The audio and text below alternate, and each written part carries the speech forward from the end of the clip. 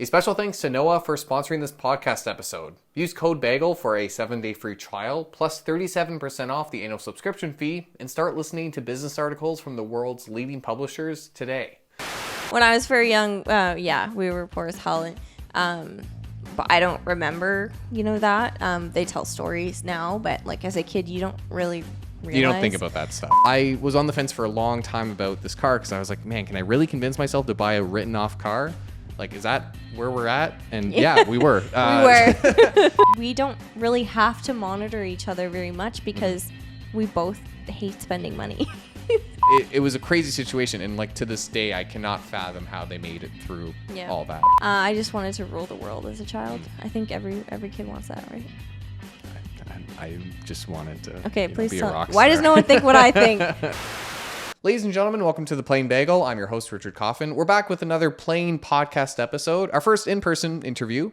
And to celebrate kind of having our first special episode, I wanted to have on a very special guest, my wife. This is my wife, Kirsten, known as Mrs. Bagel by the Plain Bagel community. I wanted to kind of do something different and give a bit of a peek behind the curtain in terms of my own personal finance situation and our personal finance situation, given that we're married with a kid and actually with another kid on the way. Yeah. Surprise. We're having another baby. And I think we've lived through a number of different experiences that we can talk to when it comes to personal finance. And I think when it comes to finance in general, even though I work in investments, we don't have it all figured out. No, and we don't have it all figured out. But even though I work in investments, I think you also have a lot of like things to say about finance, and we've talked a lot about it. I think your financial literacy is like definitely above average. Yeah, I mean it's decent, and that's before even you. It had nothing to do with me, and we'll talk to that a bit. But I think we have some stories to share about that. Both in terms of what worked for us, and obviously everyone's situation is very different. Naturally, not everyone has a YouTube channel, so that obviously makes our situation very different. At the end of the day, too, a big part of it is Kirsten's kind of being my guinea pig. We've already done this conversation a couple times because I'm trying to test the new equipment. So Kirsten has graciously been my guinea pig for the... Making sure the camera's right, making sure the audio's right. Yeah, and so, I mean, leave a comment down below if you're like... Hey, if you're a camera person, I would love some input because that's been the biggest issue. But anyway, regardless, thank you for coming on my show and helping me and doing this a couple of times. It's much appreciated. First question to kind of kick things off, because I think it's appropriate. I should also mention, we took questions from the YouTube channel, so I didn't have to pretend I was asking my wife all these questions. I asked you guys what you wanted to talk about. Yeah. So the first question is from Johan, I'm not 100% sure. Voss, I'm going to butcher a lot of names. I see a lot of finance questions, but I am here just wondering, how did you meet? We met in grade 9 math class. Yeah, we high school together. And you sat either in front or behind me. I think it was behind in math class. And that's so adorable. That's the first memory of me. It's the back of my head. No, me turning around and like asking you questions about math. Yeah. I'm actually decently good at math, but I'm like, I don't know. I guess I felt the need to ask you questions. But you knew your way to my heart was to make me talk about numbers and stuff. Yeah. Fair. And we started dating in grade 10. Yeah. And now are married with a kid and a second one on the way. Yeah, a little bagel bite coming in October. Second question from Dylan Moore. What was your financial education like growing up? What did you learn from your parents and what did you learn from school? How old were you when you started to take more of an interest in investing? Why don't you start on that one? Sure. So I went to school for finance. I went to university for my undergrad was in finance. Took my CFA, CFP, and have those designations. So obviously I'm educated on that front, but you have the official education. I have the official education, but the education you would take if you wanted a career in finance. Yeah. When it comes to high school and stuff, even in Canada, and I'm sure, I know it's the same situation in the States. I'm not sure about other countries, but we do not learn a lot about finance at all. I don't think I knew what a mutual fund was coming out of high school, which is ridiculous, or an ETF or whatever, which is kind of crazy we think of like how important that stuff is, and kind of it's a bit of a failure of like the education system, in my opinion. But so I learned formally from education, but in terms of money management and your part investing to a degree, we learned a lot from our parents, and I think you especially. And again, nothing to do with me because, well, yeah. So my parents have been in the finance and the business world for, as long as I can remember. Not my entire life, but most of it. And so those just financial conversations would come up as they were talking about, this situation or that situation, or they'd like run through and like an example of like how, if you save X amount, like my dad was always like, if you save X amount a month, like you could have this much money in like 20 years, So I definitely learned like that, like delayed gratification, that slow roll building early. Right, yeah. Like there was no like, starts like, investing money and you're going to get rich. It was like, in like 30 years, you're going to have a You'll good be in a amount good of money, spot. Yeah. which is great. True, like yeah. it's true. And yeah. I think that's the most like honest, like it's the most on point way of like describing it. Like there are times when people can like really luck out and make it big on the stock market. But I think for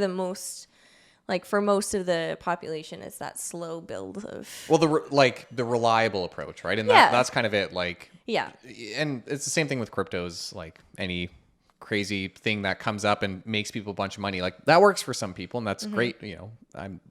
No one hates to see like a high school student, or well, maybe some people do, but it's fine that people make money that way. The more reliable approach for the average person is that slow grind and things like that. So like I've always like had an idea, like because of my parents, like what an investment was, right. How important it was to invest rather than just save in the sense of putting it in a savings account.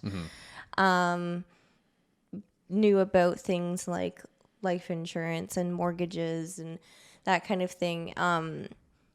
And my mom always likes to tell this story. When I was younger, I had a paper route that didn't pay very much, but let's say it was $6.50 or whatever, like a week to deliver papers. I told my mom one day, I was like, so I have a paper route and it's like $6.50. What if I got 3 other paper routes and hired 4 people to take my paper routes from me for $5, and then I could have $1.50 from each one and not do anything? And my mom was like, you can't do that. just a pure capitalist through and through as a child. Like, that was somehow what my brain absorbed. It was like, okay, cool. Like, but like financial education, basically, like my parents, we were made aware of things like financial products, really, like RESPs, RRSPs. My dad's like deals with RRSPs quite a bit, I think, but more influential, I guess, was their ideal of, don't spend your money, save your money, like, that kind of thing, of frugality and, where to get a good deal and how to get a good deal on certain things, groceries, whatever. Like my dad is one of those guys who like has a guy for everything, who will like a friend of his, like that'll owes like him a favor or not something. owe him a favor, but like, my dad like has a lot of people that he's friends with, and so like it's like, oh, like, if he ever needs like a plumber, like he knows a plumber and that plumber is like a friend of his, so like he's willing to do it for a good price or whatever. For a good price. So like stuff like that, like, that probably saved them a lot of money alone over the years. Well, so one thing I was going to say is you picked up like a lot of money management habits from your parents too, because and not to speak too much to it, but your parents kind of like had that struggle of we were poor as hell. Like when I was very young. When I was very young, we were poor as hell. And but I don't remember, that. They tell stories now, but like as a kid, you don't really realize. You don't think about that stuff. Or you don't think about it, that kind of thing. But so they had money troubles. And so they've held on to this belief that, all your money, like you have to keep your money, right? Because they're kind of living in this, like, this state where they're I don't know, like maybe they're afraid of like going back to that. So, but they're doing very well for them. Yeah, they're doing very well for themselves now, and I think that part of it is that they don't just spend their money. They're still coupon like clipping and well, they don't coupon clip, but they definitely price match the flyers. My dad's big into the flyers. So that's the thing is like you have like a lot of exposure to financials, or you had a lot of exposure to financial stuff growing up, and both on the money side and even knowing about investing and stuff. So even though I work in investing, like you kind of, like I said, you have that above average stuff. Yeah, but I don't really have any formal education. And the last part of the question is like interest in investing. Like I wouldn't say you necessarily are like overly so like interested. I'm interested in, that area, in making money via investing. But yeah, I'm not of it, like most people. Yeah, like most people. But I'm not interested in the nitty gritty and the particulars and that kind of thing. And that's just never interests me. So Richard honestly takes care of that, because if he wasn't my husband, then it would be me handing my money to like, a bank to invest in a mutual fund every month or whatever. So instead, I give it to Richard and he does his thing with it. Yeah.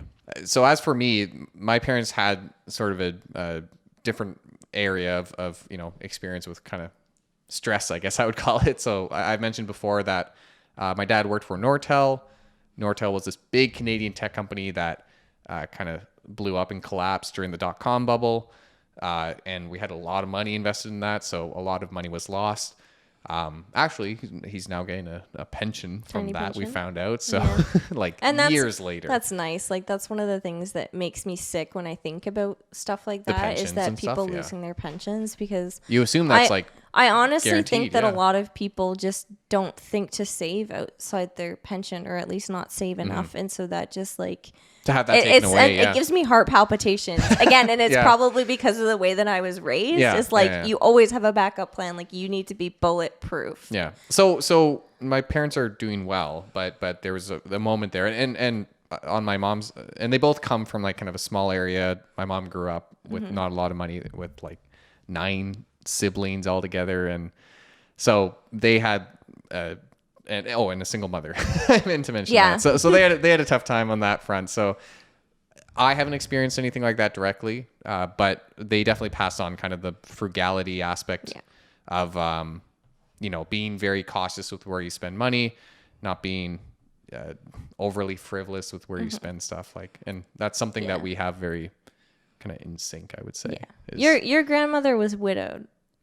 Yes. Yeah. She wasn't a single mother. I mean, like technically. Oh, I see what you're saying. Yeah. But like, my grandfather passed away. Keep your grandpa's name out your mouth. Yeah, I see what you're saying. No, yeah, my grandfather passed away early. Shortly after my mother was born, from a heart attack, I believe. Yeah. And from what I hear, he was a delightful man. So I have to defend him even here. Thank you. Yeah. No, I appreciate that. Yeah. As I'm over here running his name through the mud, he actually owned a store, so that's how they supported this family, and then. And their siblings too, like their siblings as well. Like he. He was partnered with his siblings, and I suppose when he passed away, the store was supposed to go, or at least his share of the store was supposed to go to my grandmother, who has now passed away as well, and something happened with the notary signing or something. Some illegal stuff, and she got nothing from the store was basically it. And so not only did she become widowed, she had 9 kids to take care of with no discernible source of income. Like it was a crazy situation, and like to this day I cannot fathom how they made it through all that. Like and a lot of it, it was naturally tough, and to this day I think there's kind of implications of that stuff, but they made it and did well. Like there's doctors in that family now. They're people who do very well for themselves. Successful. But yeah, so we've been very fortunate, us personally, I would say, in terms of like what we've experienced. Yeah, well, I think we come from people who have had very much hardships. Yeah. My financial knowledge I would say until you started your university would have probably been more than yours. Yeah, probably. And then you surpassed me quite quickly. Well, I studied it. Yeah, of course. Yeah, that's what happens when you study that. Naturally, But in terms of like what we were raised on, like similar, frugality and saving and that kind of thing. Yeah. Also, I forgot I skipped this question, but I think we should jump into it early. From Anonymous 1432341, do you guys both work in finance? What does Mrs. Bagel do? So Mrs. Bagel is in hospital administration. Right. So yeah, as we mentioned, you don't work in finance, but you still have that kind of background. Was that a community joke where she's like, what are you in his hospital administration? Yay, hospital administration. Meant to ask that was supposed to be the second question. Yeah. I dropped the ball there. So I'm in hospital admin. That's all there is to that. Next question from Little CD. How did your finances change after moving in together and or getting married? Looking forward to this video. Thank you. And there were a few other questions about like how we manage our bank accounts and stuff. Yeah. But do you want to talk about that? Sure. So I think it was like, for the most part, it was a steady creep of like slowly I slowly got more and more control. He slowly stole more and more of my money. No, we've gone through a few iterations of our system. It's been stages where we slowly combined. Initially, we kept everything very separate. I think the only thing we did together, like other than like we paid rent, like we paid 50-50 rent. Yeah. We've always done that no matter like how much you made, how much I made. Mm-hmm. For groceries, it didn't make sense for us to do 50-50 groceries. So what we did was 1 week I'd pay, 1 week he'd pay, or like one trip, depending on how often we went. And then we eventually got to a point where, and this was like where we were, basically knowing we were going to get married at some point. Yeah. Where we budgeted everything off of my income. And we both had career positions at this point. Yeah, we both had basically around the same income too. Yeah, pretty much the same income. And we both had we both had pretty big goals. Like we were saving for a house. Yeah, we were very aggressive. And one, we kind of touched on it earlier, but we were always very aggressive with our savings based on kind of our upbringings. We rarely spent on kind of frivolous things. Yeah, we still have our $50 IKEA lac table, like still. And we got that early. I don't know, like 2016, 2016. Yeah, a long time ago. And so what we did was we lived off of my income and totally banked yours. Yeah. And a big part of that, like through being together, we always kept our rent very low. And like our first 1-bedroom apartment was like where we were, it was technically the second place we lived together. Yeah. It was fairly cheap rent for Ottawa. Yeah. It I always... It was aesthetically nice, but it wasn't perfect. It was an updated room or apartment in a very old building that probably had very many problems. Yeah. And I always bring up that this apartment had water problems. Like one thing was like our tub one day just started to keep running and like just hot water was just pouring out of that for like 48 hours. Yeah, before they could get somebody in. Yeah, and then there's the water bulge. Mm-hmm. But yeah, like basically because we had very like aggressive savings goals, we really didn't look at anything that was like luxury in terms of apartments because we knew that we wanted to buy a house as soon as we were capable, financially able to do that. And so we thought, well, we'll live in an apartment that's, it doesn't have marble countertops and, high ceilings, but it's $500 to $600 cheaper a month, which adds up. Yeah.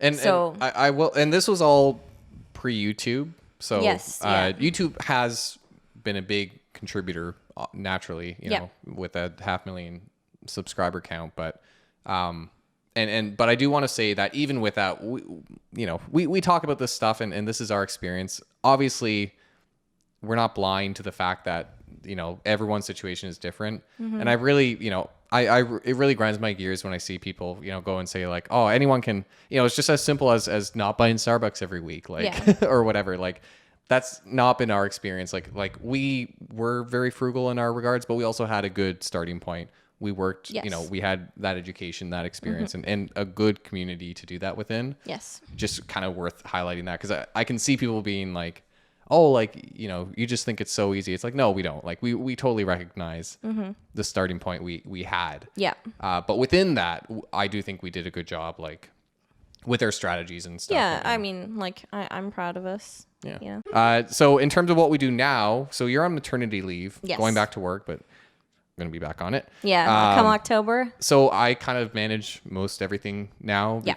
Also because I have YouTube now, so there's kind of two incomes There's on an my additional end. income stream there. And like it's a lot of like, so I budget everything, and I'm very, I don't want to say thorough, but like I go through like the credit card and I categorize every expense. That sounds a little compulsive, but I go through every line item. I categorize it to be like, oh, we spent this much on like going out. We spent this much on groceries, blah, blah, blah. Yeah. And so that's what we do now. And everything's combined. Like we have a bunch of different bank accounts. Next question is from Hello World. I'm looking forward to the episode. Thank you. Questions. How do you balance between each other's needs and wants within your budgeting categories, if applicable? How do you encourage each other to stay on course in times of doubt or in stressful situations? So we kind of addressed that a little bit. Yeah. And, you know, we're fortunate that we haven't had like incredibly stressful situations like missing rent or anything like that. You know, those kind of crazy things. But whenever, like, there are times where things, like, in terms of budgeting, things have gotten tight. You know, for an example, we're doing some home renovations. Mm-hmm. We've been doing home renovations for a while now. And there are times where, you know, you have a couple bigger ticket items coming up at the same time. Yeah. And I think that's really the only time I'll ever come forward and say, like, hey, like, just so you know, we have some big ticket items coming up. Let's, like, rein it in for a month or whatever, like, until the next. For sure. And neither of us mind whatever. doing that. And it's nice that you do approach me with that, because otherwise, like, I wouldn't know, you know, like, and it's one of those things too, I'm managing it. Where, you know, I want you to be able to say, like, hey, like, because I want us to be doing well. You know, I don't want us to our just goals be are important scraping to both by. of us. Yeah. Yeah, like we want to make sure we're meeting our savings goals and stuff like that. Like, So we fortunately don't really have a that cut often. and dry savings goal yet. Like at this point, because we're still kind of renovating, but we're saving some. Like it's just not. It's not the 50% it used to be, because it's not. When we were like early on, we had very low expenses. When you own a house, when you have a baby, expenses Things get change. a bit higher. Yeah. But my goal would be to get to a very high level again, because it was nice. Like double income, no kids. Like, ooh, those were the days. Yeah, You saw the bank account if we knew how up. good we had it, like. Mind you, that's also no car. We were busing everywhere, like, which is also like a big expense jump up. And again, that lifestyle creep. It's very hard to go back. Do you want to tell them about our car? Do you want to tell them about our car? Yeah, sure. Yeah, our car is a pride point of mine as a value investor. So our first car we bought in that one bedroom apartment in the building that had water problems, which I kind of just mentioned the water bulge. I should probably explain that just briefly, but we had this part of the reason I think this apartment kind of sucked, even though it was great for us at the time. There was like this pocket of water that would accumulate in our drywall, and I would drain it every now and then. And we asked them about it one time when we had guests coming over. Because they had no idea where this water was, which is super like concerning. Super sus. Yeah. And, like if that was my building, that would stress me out. Anyway, regardless, that's just an aside. I was like, I think I just said water bulge and never talked about it. Our car is a 2012 Mazda 3 with a collision history that was completely written off before we bought it. And so we needed a car because I was getting a job that was a bit further away and a lot longer to access via public transit. We still live downtown, and we were still accessible, but it was just where my work was. It was going to be an hour both ways, basically, to But this car purchase was wholly Richard's decision, is what I'm trying to get across here. Oh, I see. Yeah, you're trying to distance yourself. I am not. I am not, because I think our car was a very good choice in the long run. But what I'm saying is that like it was your car basically until we got married, or we were common law. It was your car because that was when we were keeping our things more separate, and it was your car to get to work, and you know, that kind of thing. And I admittedly obsessed a little bit about buying a car. Like I did all my research. I learned all the models because I knew nothing about cars either, but I learned. Your boy learned. And so I found this Mazda 3, 2012 Mazda, great brand. And I test drove it. It was great. Drove actually much for the price point, much better than any other car at that price point. Low mileage, all this stuff. But it had this collision history where an insurance company had written it off as a total wreck because it got into a car accident. And then the people I bought it from had to fix it up. And then they kind of said to me, and they showed me the evidence, I guess, that all they had to replace on this car was a bumper, a light, and a hood. And they said there's no structural damage or anything like that. So I was on the fence for a long time about this car because I was like, man, can I really convince myself to buy a written off car? Like, is that where we're at? And yeah, we were. We were. But again, pre-YouTube. Yeah. Actually, I might have been Even posting still, a little bit like, I don't know. You might Anyway. have still. Yeah, maybe. But it worked out great. Yeah. So I convinced myself. I had it brought into a mechanic before I bought it to test everything. Yeah. Very thoroughly looked it over. Paid some money to have that done. And it still drove better than other cars I had test driven. And that was what sold me. She's still driving. And she's still going. She's yeah. still We're going to driving. drive her and we can never We're sell gonna her run- because no one's going to buy her from us. Yeah, But- so but- we're going to drive that one into the ground. Yeah. But no, that's, Yeah. it's, She's quirky. She's got some quirks. yeah, but, she freezes on she's the good. inside. Yeah. In Canadian winters, we always have to scrape our windshield on the outside. Inside for her as well, which is rare, I think anyway. But but we love her and she's been great to us. What was the question? The question was, stressful stuff. I don't know how we got on the card. So like the stressful, so can you read the question fully again? Yeah, I'm looking forward to this episode. Okay. Are you now? Do you regret saying that? How do you balance between each other's needs and wants within your budgeting categories? How do you encourage each other to stay on course in doubt or in stressful times? Balancing between needs and wants, like we don't really want any. Like that's the thing. Like this is gonna sound so sad, but like we don't really have a whole lot of wants. Like we like to go out. We like to eat, experiences. And we like seeing friends. but those are fairly low cost activities, And we don't when do you them think about it. frequently. Like we're not doing. We have a kid going out now. we have a pandemic kid. Yeah, we both hate spending money. Yeah. So, like, there were times when I was spending a lot more money on things like makeup and stuff, but it never, like, we always made sure, like, I It was always always made within sure reason, it was like, within reason. yeah. Like, it was never like thousands of dollars a month. But it was after we had our rent paid, after I had put the money where we needed to put it to get it invested, that kind of thing. It was kind of all like that.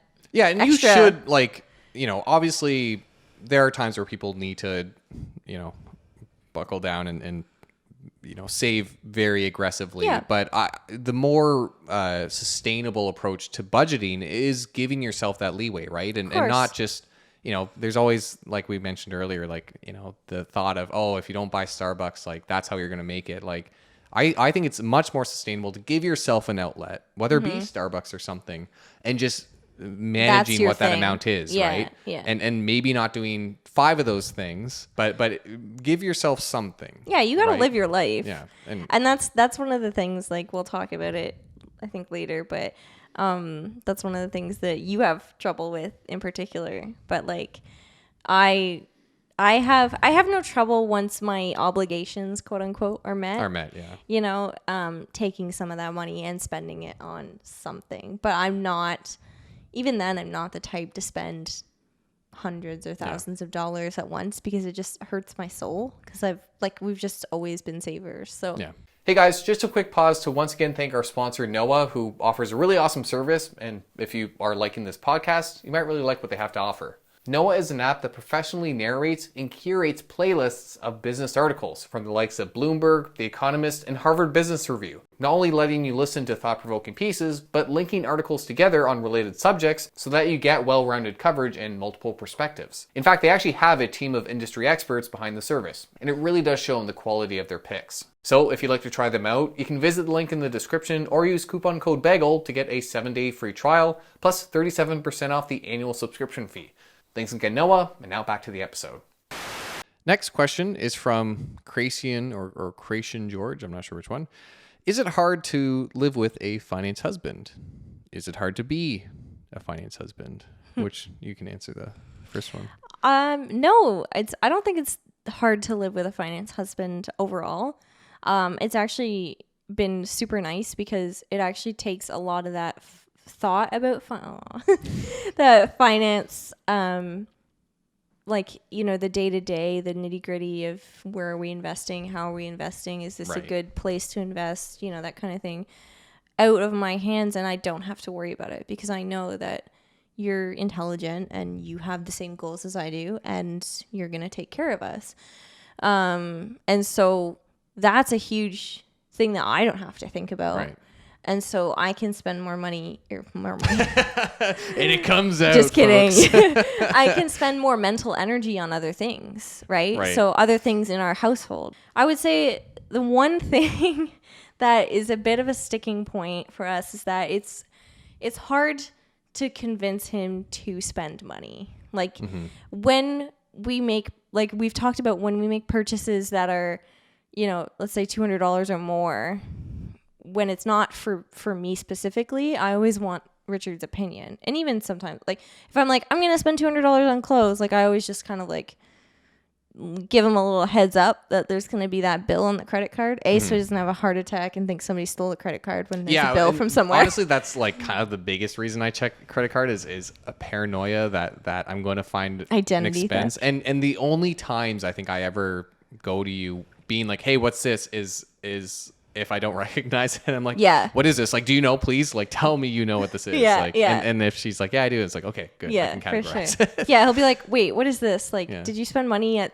this store? And I was like, yeah. He's like, oh, okay. Yeah. Like, I can That's see honestly the only time relief on his face. Yeah. But so I guess the only time is like, so this is for stuff like big couches. Stuff. Yeah, like things that are thousands of dollars. I will admit that we needed couches in the sense that we had bought this house and needed to fill a space, and we bought a house and we didn't have anything to fill it. Yeah, because we moved from a apartment. We moved from it was a 2-bed, so we had like enough to fill a guest room, but we had like all this space and nothing to put in it. So it was funny. We looked very house poor we still do.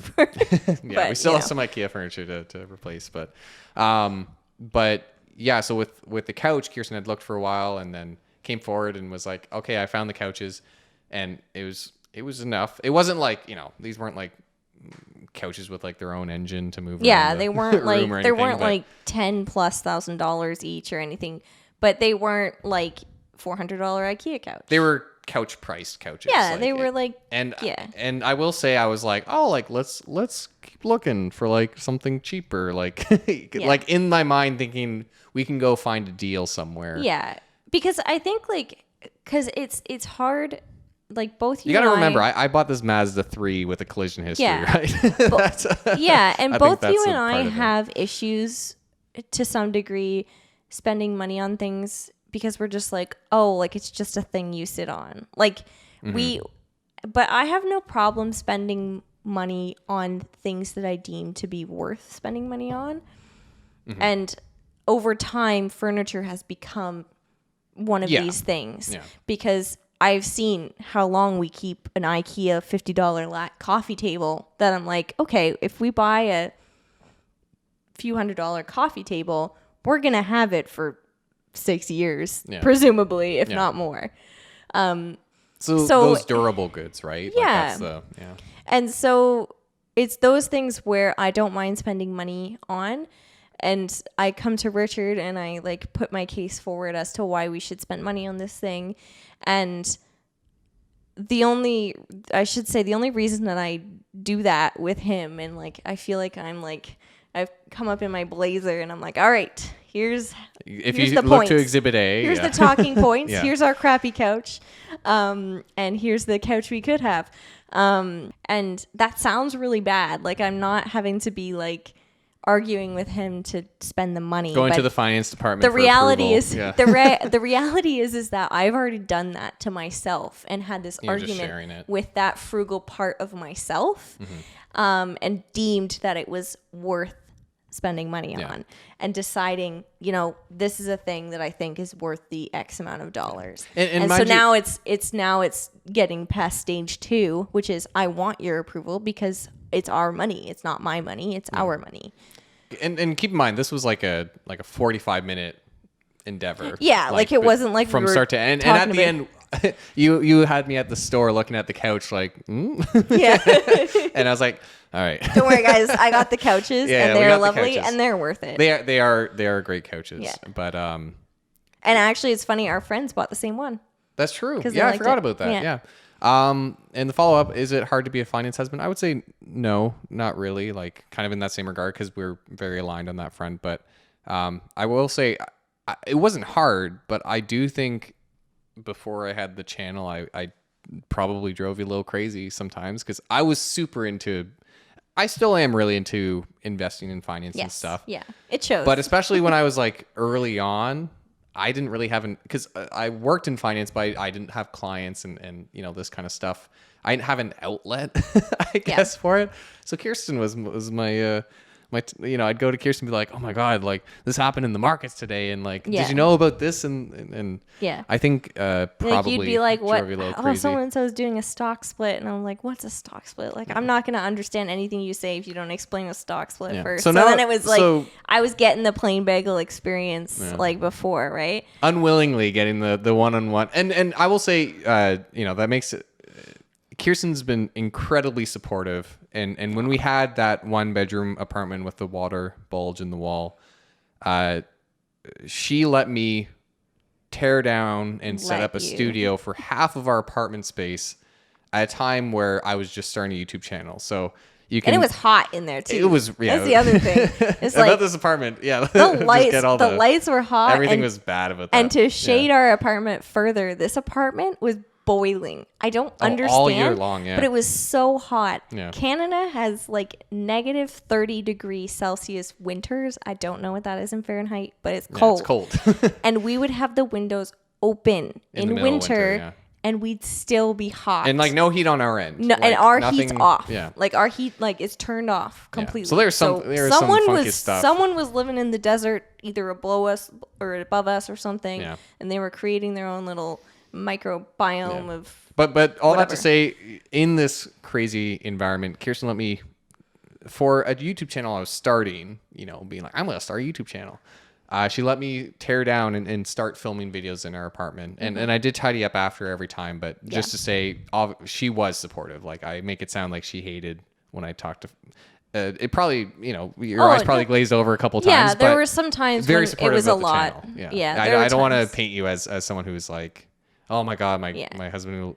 And when we were looking for our house, that was a need, a place for your studio. Yeah. Well, at that point, it was an income stream. Yeah, of course. So it made sense. So I don't know, you know, I don't know if I would have been able to argue it as much if at that time it was still like. Oh, 100%. Yeah.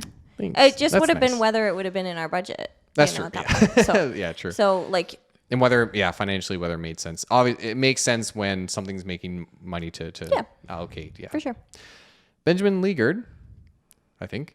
What has each of your biggest influences been on one another, personal and financial?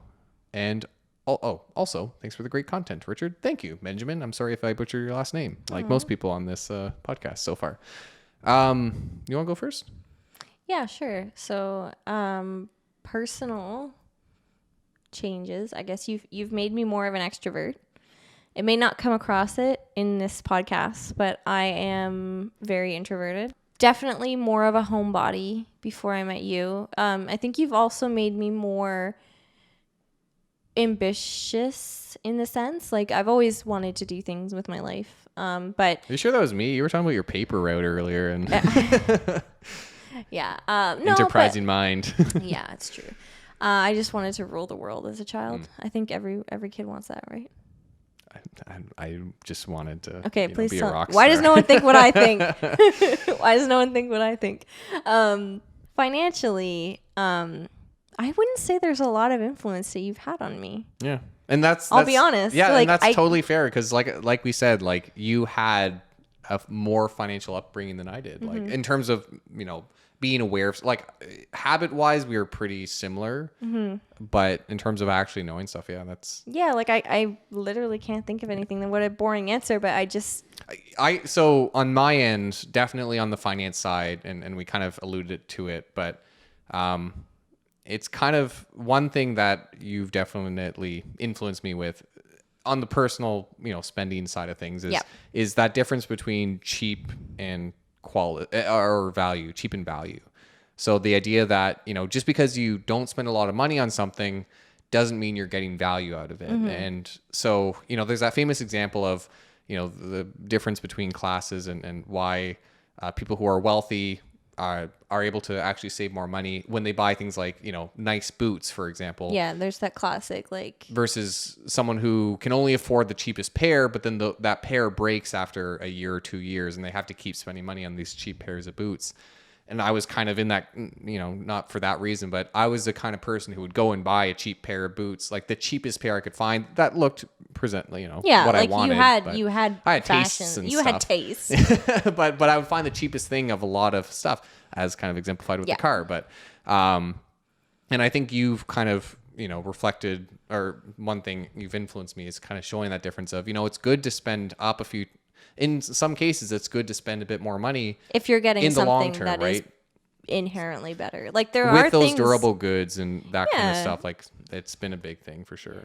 As for personal influence, I think confidence is one thing that you've really, you've been a big influence on that regard. Like, that's so nice. And in a number of different ways. Like outside of just having a lovely wife, which, outside of that, being willing to fend for yourself in certain ways and stuff like that. I don't want to put words in your mouth, but I feel like I have your back and you have my back, and that is like in itself like a big confidence booster, because you know 100%. that person's always going to be there for you, and that kind of thing. Yeah. Next question from Lay. I'm getting married in September. Congratulations. Congrats. Questions. Do you have any advice to newlyweds regarding household finances? How to plan for your child's education? Thank you. Any advice? Being open is like honestly the biggest thing. Because I think a big thing too is like we didn't date each other for our financial, likeness, I guess. Like you don't usually learn that about someone until, in some cases, even at marriage, you're only learning that kind of stuff. Yeah, you find out someone's got like bills that are overdue, stuffed in the couch or something. Depending on like how open you were beforehand. So I think being open is a big thing. But also like keep in mind that finances are a very common sore point for relationships. So if there is a problem there, just because there is an issue doesn't mean that it's irreparable or whatever. Yeah. And that's so normal. So normal. Yeah. And there's actually a lot of, I always talk about if you need help, get help. And certainly with relationship stuff, like there are actually financial planners and stuff that focus on relationship aspects of money, because it's such a huge part. It's part therapist essentially and part financial planning. So there are resources out there if you're at a point where, it's impacting your happiness or your financial stability. But I think being open and finding a way to communicate to each other about finances, it's worked for us to have one person, like we kind of planned together, but over time we migrated towards me being in charge of budgeting and stuff. Yeah. And I think it's helpful to have one person at least doing the work, like the math and, figuring out what you can afford, what you need to save and stuff like that. And if neither of you have the knack for it, then there are people out there that you can reach out to help you with that kind of stuff. Yeah. But like assuming being open is kind of the biggest thing. Because you're getting married to this person, I can only assume that you trust them. Right. And so if you're like, it might work for you guys to do what Richard and I do, which is Richard handles everything, and I trust that he's got the numbers right, and he's not going to say like, oh, we're in a tight spot, we need to save money if we don't, and like that kind of thing. And planning your goals together, you kind of touched on, like plan together and decide what's important, what's not financially, and what you want to spend money on, what we don't want to spend money on, and like, that long game and short game, where do you want to be in 6 months? Where do you want to be in a year? Where do you want to be in 20 years? Next question is from Jack Duffley, friend of the channel, another YouTuber, if you want to check him out. How do you both plan to address finances with your kid or kids? He knew. Would you plan on leaving them a sizable inheritance, paying for major expenses, etc.? Looking forward to the show. So we've talked about that a lot. We definitely are going to talk about saving and investing and that kind of thing. But I think in terms of like, we're not going to tell them what to do with their money. I don't think, like, we haven't really We haven't really run into that yet. Like Henry Like, has I think we Henry has covered, small amounts of money from grandparents, but Yeah, like pay yourself first and all that. Like I think I'd probably do like a crash course or something. of course, but, yeah, we do. But you have to make it age appropriate, right? Like we'd encourage him to save his money. Like maybe we would say like, you know, I've heard people do like with your birthday money, you can spend half and save half or Right. whatever. So I actually, interestingly, I have a coworker who did this really kind of fun thing where he bought his daughter's stock in Disney, and then whenever they go to a store and like if they buy Disney like an Elsa doll or something, they'll be like, "Did you know you own part of that company and that revenue is going like?" And I think that's kind of that's a cool cute. idea. Yeah, and, we and should I think think I might about- buy like Henry like a little chunk of buying something. Tesla, can you imagine? Yeah. And in terms of like major expenses and inheritance, we've talked about that too. And kind of the short answer is no. Like obviously, no one wants to leave their kid, like in a Financially bad spot. destitute, yeah. And there are situations where like whether it be they got themselves in a bad spot or just medical expenses or whatever that someone needs help. And obviously, we would want to help if we could, but like. We did a lot of we had a lot of help in many ways with education and stuff. Yeah. And I think education we would want to support, especially in Canada. We have like the RESP, which is an account that if you put money into, grant money is From the government enters the account as well. So it's kind of not necessarily matched, but you get free money essentially to help. So it makes sense to help pay for your kids' education. Yeah.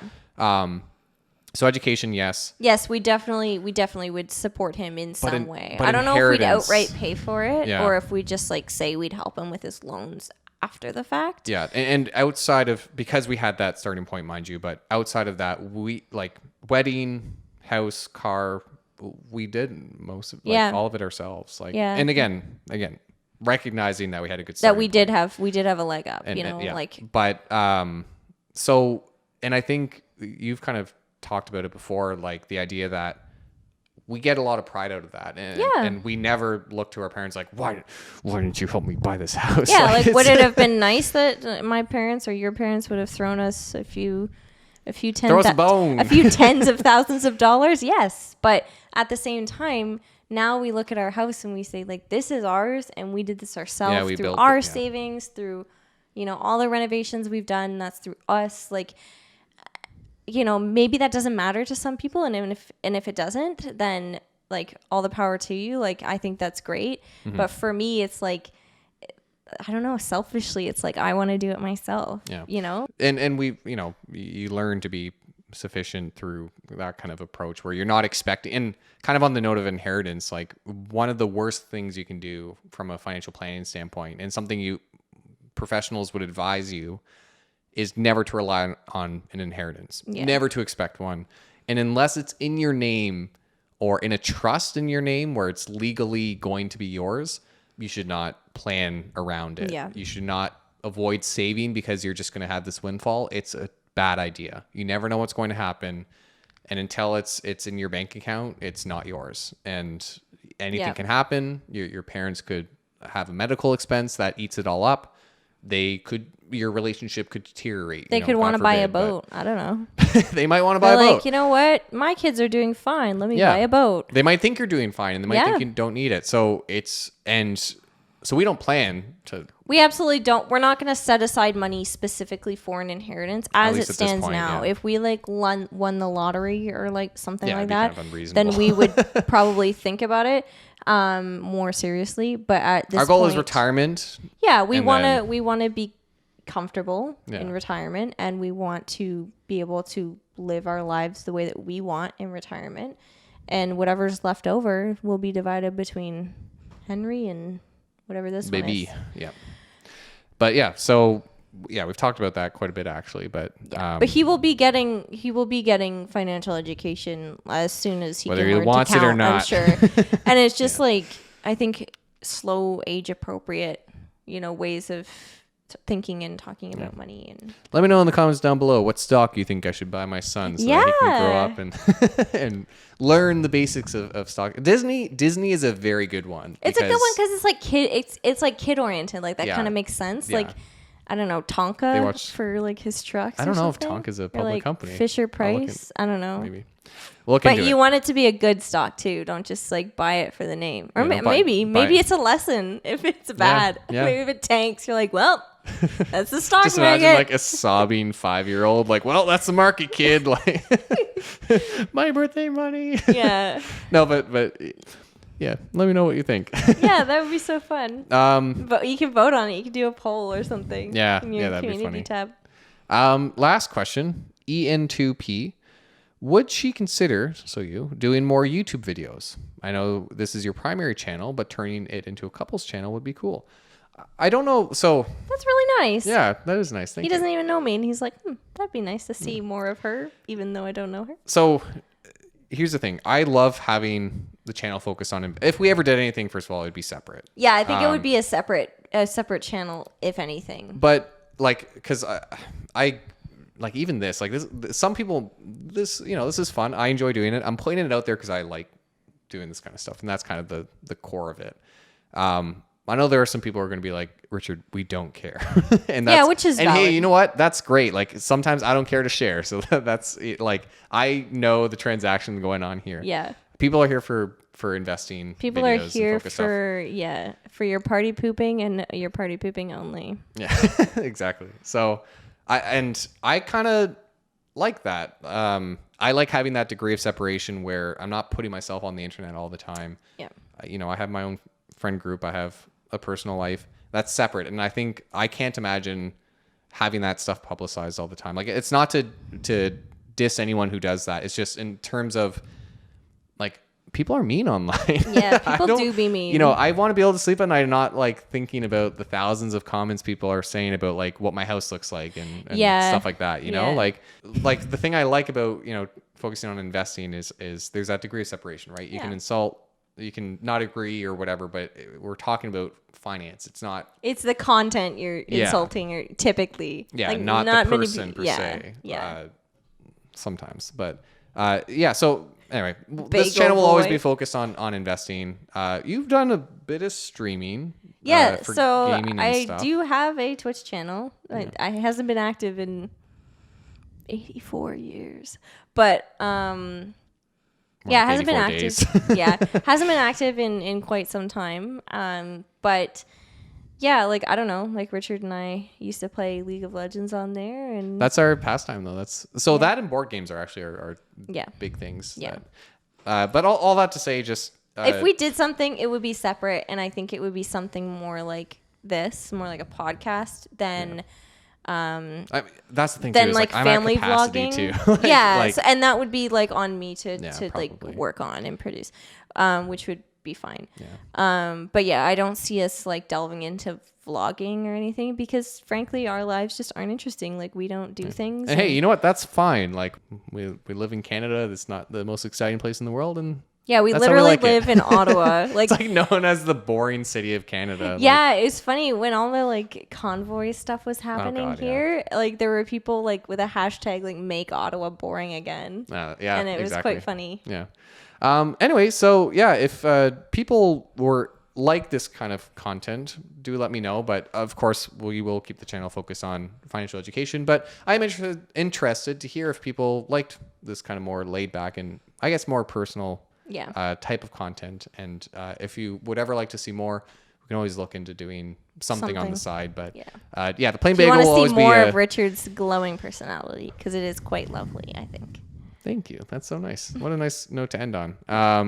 So yeah, thank you for joining us for this more kind of personal podcast, talking about our personal situation, and like I said, giving that kind of peek behind the curtain that I don't always do. I kind of put up this, channel always focused on finance and stuff, but this was fun. I like doing this, and it was a good chance to test everything out. So thank you for joining me, my wife. Thanks. Guys, thank you for joining us as well, and we'll see you in the next podcast episode. Until then, be safe out there. Bye. A final thanks to Noah for sponsoring this episode, and your final reminder to use code BAGEL for a 7-day free trial and 37% off the annual subscription fee. Thanks for watching.